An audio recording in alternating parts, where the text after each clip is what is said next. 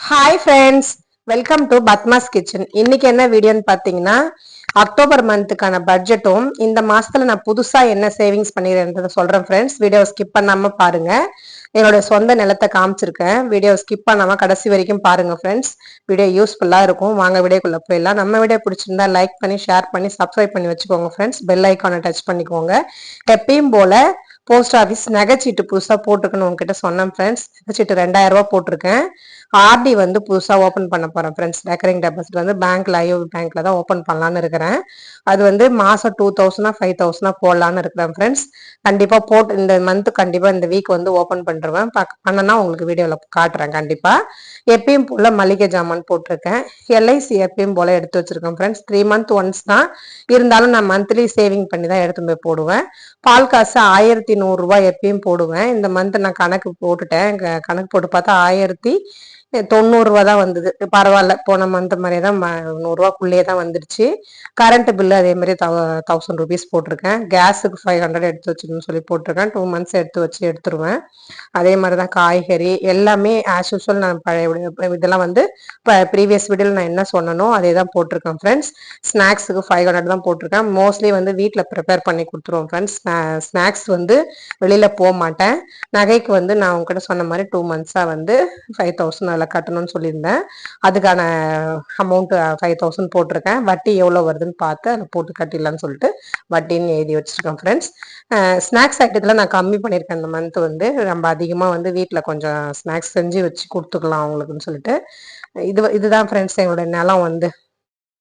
நாங்கள் எங்களுடைய சின்ன வயசுல நாங்கள் இங்கெல்லாம் வந்து விளையாண்ட இடம் இது. எங்களோட சொந்த நிலம். எங்க அப்பாவுக்குன்னு இருக்கிற ஒரு பூர்வீக சொத்துன்னு வச்சுக்கோங்களேன். சரி பார்க்கலான்னு சொல்லிட்டு எல்லாம் கூட்டு போயிருந்தாங்க. சரி அம்மா வீட்டுக்கு போயிருந்தேன்னு ப்ரீவியஸ்ல வீடியோ போட்டிருக்கேன் ஃப்ரெண்ட்ஸ். போய் பார்க்கணும்னு நினைக்கிறவங்க போய் பாருங்க. கிராமத்துக்கு போய் அந்த லீவுக்கு போயிருந்ததுனால சரி எல்லாரும் வாங்க நம்ம நிலத்தெல்லாம் போய் பார்த்துட்டு வரலாம் அப்படின்னு சொல்லிட்டு சின்ன வயசு ஞாபகம் வந்துருச்சு. இந்த புளிய மரம் பாருங்க, இது எங்க சித்தப்பா வீட்டு புளிய மரம். பக்கத்துலேயே சித்தப்பா நிலம் அது. அது வந்து பாத்தீங்கன்னா அவ்வளோ பெருசு இருந்தது. எனக்கே ஆச்சரியமா இருந்தது. நாங்க அப்பெல்லாம் பார்க்கும்போது சின்னதா இருந்தது. நாங்க சின்ன பிள்ளையா இருக்கும்போது இவ்வளோ பெரிய மரமாயிடுச்சுன்னு பார்த்துட்டு இருந்தோம். தங்கச்சியும் தம்பி ஒய்ஃபும் அவங்க வந்து ஓடை, இது பக்கத்துலயே அப்படியே ஓடை தண்ணி போகும். பாசு அப்படியே பச்சை பசேல்னு இருந்தது. பார்த்துட்டு இருந்தாங்க. அதான் எடுத்துட்டு இருந்தேன். தண்ணி நல்லா நிறைய போகும் அப்பெல்லாம். இப்ப நிக்கிறதுனால அந்த மாதிரி இருக்கு. அப்படியே பின்னாடியே எனி டைமும் தண்ணி வந்து தெளிவா இருக்கும். இப்ப அந்த மாதிரி இல்லை. பாசை பிடிச்சி போயிட்டு ஒரு மாதிரி பச்சை தழை மாதிரி தெரிஞ்சது பாக்குறதுக்கு. இது மூங்கில் புதை ஒண்ணு இருக்கும், நம்மளது தான் அது. மூங்கில் தோப்பான்ல இருந்து நிறைய மூங்கில் வெட்டியிருக்கோம். அப்படியே ஒரே சின்னதா இருந்தது. அது நல்லா போத்தாயிடுச்சு. அப்படியே இந்த நிலம் தான். இன்னும் எதுவும் வந்து பயிர் வைக்கல. நாத்து வந்து விட்டுருக்காங்க. இது இனிமேதான் ஊட்டி நடணும். இப்போதைக்கு கரம்பா தான் இருக்கு. இதுதான் அப்படியே ஃபுல்லா. இது பள்ளம். இங்கேதான் மரம்லாம் வச்சிருப்பாங்க. இது இங்க வந்து கொஞ்சம் மஞ்சள் புல்லும் போட்டு வச்சிருப்பாங்க மாட்டுக்காக. கொஞ்சோண்டு பரண்டை எடுத்துட்டு வந்தேன் ஃப்ரெண்ட்ஸ். பரண்டை கிடைச்சிது. அப்படியே வேலிலே இருந்தது. அப்படியே பார்த்த உடனே ஆசையா இருந்தது. நமக்குலாம் கிடைக்காது இல்லைங்களா இங்கெல்லாம். நான் வந்து 20 ரூபா அப்படி கீரைக்காரம்மா எடுத்துட்டு வருவாங்க. அவங்க கிட்ட கொடுத்துதான் வாங்கி பரண்டை துவையல் பண்ணுவேன்.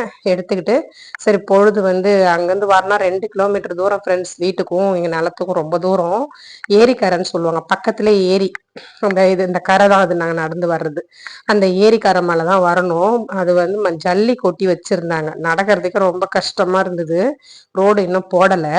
அந்த ஜல்லில வச்சு நடந்து வர்றதே பெரிய டாஸ்கா இருந்தது எங்களுக்கு. பொறுமையா உருண்டு வந்தா வேற வழி இல்ல.